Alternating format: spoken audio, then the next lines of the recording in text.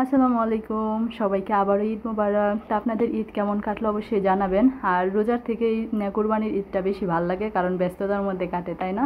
তা আপনাদের কার কার কাছে আমার মতো কুরবানি ঈদ বেশি ভালো লাগে অবশ্যই কমেন্ট করে জানাবেন।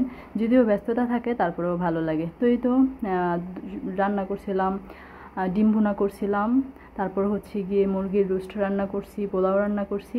এই হচ্ছে গিয়ে আমাদের সকালের নাস্তা। তো আমাদের সকালের নাস্তা দেখা যায় পোলাও খেতেই সবাই পছন্দ করে। তো এইখানে হচ্ছে গিয়ে আজকে আব্বু আমাদের সাথে খায় নাই, কারণ আব্বুর শরীরটা ভালো ছিল না, এটার জন্য আব্বু সকালে খায় নাই, আমরা খেয়ে নিয়েছিলাম। তো এই প্রথম আব্বু আমাদের সাথেই খায় নাই আর কি ঈদের দিন। তো অনেক খারাপ লাগলো এই জিনিসটা। তো যাই হোক, অসুস্থ হলে তো কিছু করার নেই। তারপর হচ্ছে গিয়ে আমরা এখানে খাওয়া দাওয়া শেষ করে সেমাই খাচ্ছিলাম। এর মধ্যে হচ্ছে দুপুরের পর আমাদের কুরবানির মাংস চলে আসছে। তো আমার শাশুড়ি হচ্ছে গিয়ে এগুলোকে আবার সুন্দরভাবে ভাগ করতেছিল, সবগুলো আবার মিল করে রাখতে হবে না, এটার জন্য। তো আমি ওই ভাগাভাগির জিনিসটা যদিও তেমন বুঝি না, দেখে দেখে শিখতেছিলাম বলতে পারেন আর কি।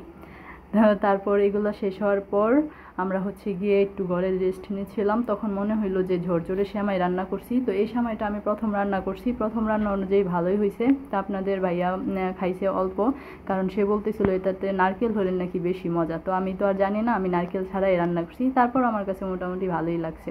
ইনশাল্লাহ পরে রান্না করলে নারকেল দিব। আর এখানে হচ্ছে গিয়ে সোডার সাথে আমাকে সে কোক মিলাই দিল, বললো যেটা খেয়ে দেখো মজা। যদিও আমি কোক আলাদা খেতেই বেশি পছন্দ করি, তারপর ভাবলাম যে না, খেয়ে দেখি কেমন। তারপর এটা খেলাম, মোটামুটি ভালো লাগছে, তেমন ভালো লাগে নাই আমার কাছে। এখন বলি রাত্রের ডিনারের কথা। তো সবসময় হচ্ছে কুরবানির দিন বাকরখানি দিয়ে আমাদের গরুর মাংস খাওয়া হয়, কারণ এটা ঢাকায়রা অনেক পছন্দ করে। তো আমার শাশুড়ি যেহেতু ঢাকায়া, তো ওইখান থেকে আমাদের সবসময় বাকরখানি আনা হয়। কিন্তু আমিও খাই, কিন্তু আজকে কেন জানি না আমার কুরবানির মাংস দিয়ে ভাত দিয়ে খেতে অনেক মন চাইতেছিল। তারপর আপনাদের ভাইয়াকে আমি বাকরখানি আর গরুর মাংস দিয়ে দিলাম যে তুমি খাও, তো আমি পরে খাবো। আমি এখান থেকে অল্প একটু খেয়ে দেখছিলাম, ভালোই লাগছে। তারপর আমার মন চাইতেছিল ভাত দিয়ে খেতে, তো তাকে আমি বাকরখানি আর গরুর মাংস দিয়ে দিলাম। আর আমি নিয়ে এসেছিলাম ভাত। তো গরুর মাংস দিয়ে ভাত দিয়ে খেতে এত মন চাইতেছিল, তারপর আমি এখানে মাংস দিয়ে ভাত নিয়ে আসছি। তো আমার কাছে অনেক ভালো লাগছে ভাত দিয়ে খেতে। আপনারা কে কে বাকরখানি দিয়ে গরুর মাংস খেতে পছন্দ করেন জানাবেন তো। আর যারা আগে কখনো খান নাই তারা কমেন্ট করে জানাবেন। আর না খেয়ে থাকলে বাকরখানি দিয়ে খেয়ে দেখবেন, অনেক মজা। এটা ঢাকায়রা অনেক পছন্দ করে বাকরখানি দিয়ে গরুর মাংস। আমাদের প্রতি বছরই কুরবানির আগের দিন হচ্ছে গিয়ে বাকরখানি নিয়ে আসা হয় গরুর মাংস দিয়ে খাওয়ার জন্য। তো এই হচ্ছে গিয়ে আমাদের রাতের ডিনার। তো যার যার পছন্দ মতো যার যেটা মন চায় খেয়ে নিল। তো সবাই খাইছে বাকরখানি দিয়েই, আর আমি খাইলাম শুধু ভাত। তো যাই হোক, খাওয়া দাওয়ার পর আবার হচ্ছে সেমাই খেলাম।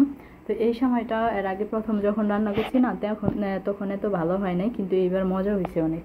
তো বলতেছিলাম যে প্রথমবার এত ভালো না হলেও পরে ঠিকই মজা হয়েছে। তারপর এখানে আমাকে সে আবারও কোক আর সোডা মিলাইয়া দিল। বলতেছিলাম আমাকে কেন মিলাইয়া দিছে, বলছে যে খাও মজা, মানে তার মজা লাগে বলতে আমারও এরকমভাবেই খেতে হবে। তো যাই হোক, আমি বলছি হ্যাঁ আসলেই মজা। তো এইভাবে আমাদের দিনটা কাটলো। তো আমার ভিডিওটা কেমন লাগলো অবশ্যই কমেন্ট করে জানাবেন। ভালো লেগে থাকলে প্লিজ ভিডিওটা শেয়ার করে দিবেন। আর সবার ঈদ কেমন কাটলো অবশ্যই কমেন্ট করে জানাবেন। সবচেয়ে বড় কথা কি জানেন, যত যাই হোক ছোটোবেলাকে অনেক মিস করি। আপনারা কে কে মিস করেন?